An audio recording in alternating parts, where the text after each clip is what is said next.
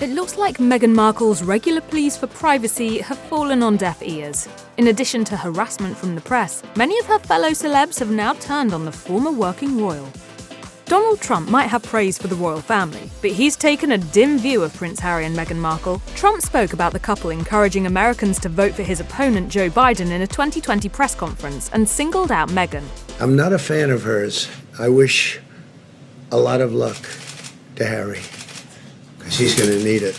In a subsequent TV appearance on Piers Morgan Uncensored, Trump characterized Meghan as being the dominant one in their relationship, essentially controlling Harry. I want to know what's going to happen when Harry decides he's had enough of being bossed around, or maybe when she decides that she likes some other guy better. Throughout the interview, Trump zeroed in on the couple's relationship several more times. I won't use the full expression, but Harry is whipped like no person I think I've ever seen.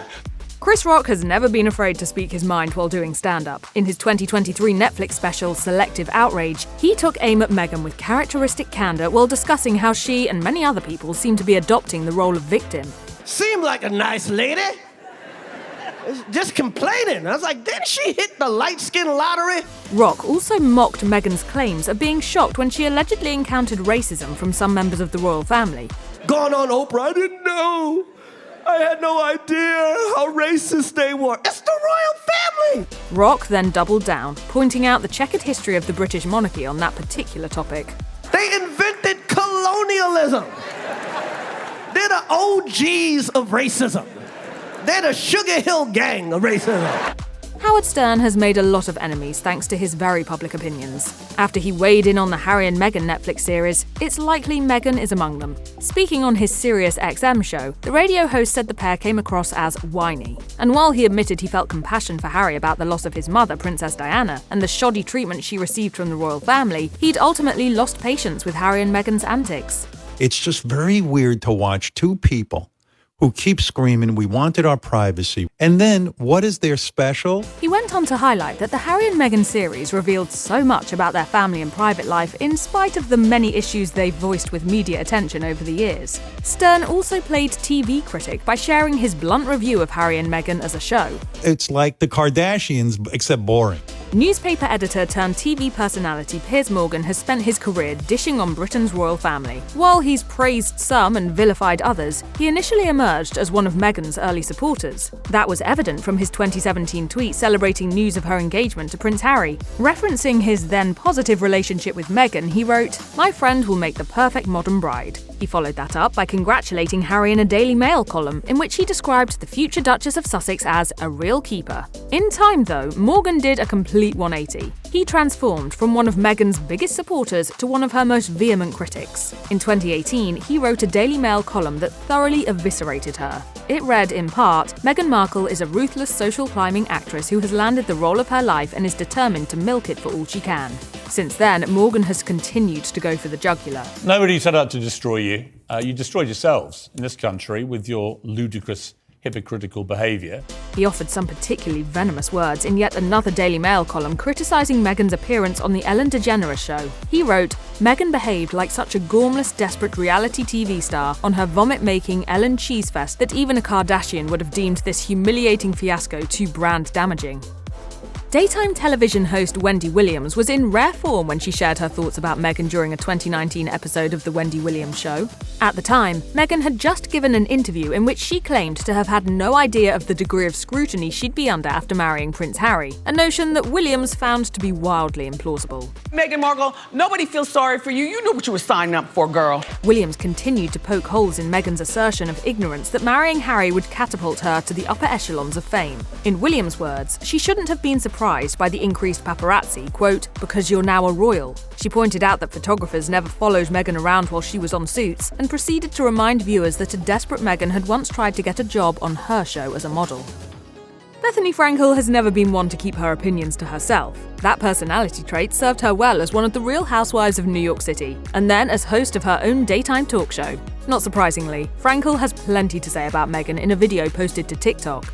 I can't imagine having so much at your fingertips and letting it all slip away. She went on to comment that what she perceived as the Duchess of Sussex's grandiose self-importance, Thinking every single thing that you do and say and want is so fascinating that you should be accepting awards at podiums. The reality star also expressed how baffled she was that Meghan's various attempts at generating positive press for herself inevitably wound up making things worse. She concluded her screed by taking a shot at Meghan's attempts to paint herself as some kind of modern-day martyr because she'd allegedly been treated poorly by her royal in-laws. You're not, Mahatma Gandhi.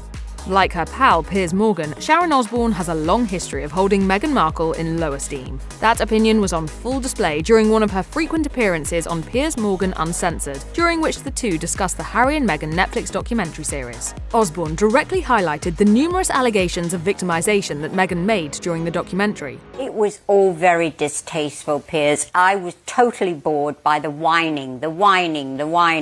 Osbourne also took issue with Meghan's recollection of being forced to curtsy when meeting Queen Elizabeth, and that Meghan compared the vibe in Buckingham Palace to that of the medieval times restaurant chain. It's just so horribly disrespectful and just a wine fest. Osbourne expressed similar sentiments in the spring of 2024 when she appeared on Britain's Celebrity Big Brother and put forth her 2 cents about the Sussexes. She said, "I think everyone is fed up of their moaning." Hell froze over in 2024 when the perpetually feuding brothers Noel and Liam Gallagher announced they were burying the hatchet to reunite for an Oasis tour. Prior to that, though, the majority of headlines the siblings made were generated by slinging mud at each other in the press. But back in 2021, Noel took a break from bashing his brother to take some shots at Prince Harry during an expletive-laden interview with The Sun. He compared his own sibling battles with Liam to those of Princes William and Harry, saying, "He's got a younger brother shooting his mouth off that is just so unnecessary. I'd like to think I was always the William." Gallagher went on to call Harry a woke snowflake among another string of expletives and criticised him for talking badly about his family. Ultimately, though, Noel felt that Harry's behaviour was being entirely driven by his wife. The guitarist stated, "This is what happens when you get involved with Americans. As simple as that." For viewers of his shows, a big part of Jeremy Clarkson's appeal has been his tendency to voice his unfiltered opinions. That held true in an op-ed that Clarkson wrote about Meghan for The Sun. In that column, the former Top Gear host wrote that he was, quote, "dreaming of the day when she is made to parade naked through the streets of every town in Britain while crowds chant shame and throw lumps of excrement at her." Many readers complained that Clarkson's rhetoric was hateful, incendiary, and sexist. This assessment was upheld by Britain's Independent Press Standards organisation, who required The Sun to publish an adjudication on its front page acknowledging that the op-ed breached code. The outrage and backlash hurled at Clarkson, who wrote that he hated Meghan on a cellular level, spurred him to reluctantly issue an apology. In a since-deleted Instagram post, he wrote, "I really am sorry, all the way from the balls of my feet to the follicles on my head." Throughout her long career, journalist and Daily Beast founder Tina Brown has written numerous books about the royals. Her most recent, The Palace Papers, delves into the myriad scandals and turmoil that has surrounded the House of Windsor for the past few decades. During a 2024 appearance on the Ankler podcast, Brown offered a blunt assessment of the Duchess of Sussex when commenting on her husband. I think he's pretty much in the thrall of Meghan. Yes. The trouble with Meghan is that she has the worst judgment of anyone in the entire world. Brown was just winding up, claiming that Meghan cast a spell on Harry to make him believe she had the know-how to catapult them both to superstardom. Brown then noted how that didn't happen, and she accused Meghan of continually seeking out experts for their sage advice and then ignoring it completely. And all of her ideas are total crap, unfortunately. Megyn Kelly is certainly no stranger to stirring up controversy in the media, and she had some scathing words about Meghan and Harry after their Oprah Winfrey interview. Alongside a clip from the special, Kelly tweeted, "Give me a break. Have you ever seen such privileged people wallowing in their own perceived victimhood like this?" When Kelly was interviewed by Good Morning Britain, she recalled how Americans were initially excited about how a Black American woman joining the royal family would modernize an outdated institution. At least until they got to know Meghan. But what I saw tonight was somebody who was totally unself-aware. I mean, completely unaware of how she sounded. She went on to openly mock Meghan's revelations in the interview.